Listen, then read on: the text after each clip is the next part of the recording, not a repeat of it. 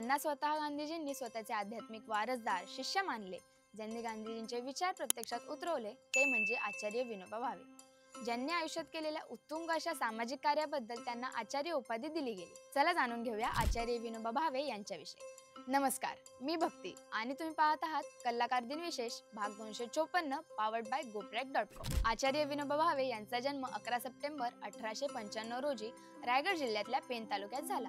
त्यांचे पूर्ण नाव होते विनायक नरहरी भावे. त्यांनी वेद, उपनिषद, भगवद्गीता, धार्मिक ग्रंथ यांच्या वाचनाची आवड जोपासली. 1916 रोजी त्यांची गांधीजींची अहमदाबाद येथील कोचरब आश्रमात भेट झाली. गांधीजींनी त्यांना विनोबा हे नाव दिले, जे ज्ञानोबा आणि तुकोबा या संतांच्या नावावरून प्रेरित होते. विनोबा भावेंनी असहकार चळवळ, भारत छोडो आंदोलनात भाग घेतला. त्यांना 5 वर्षाचा कारावासही झाला.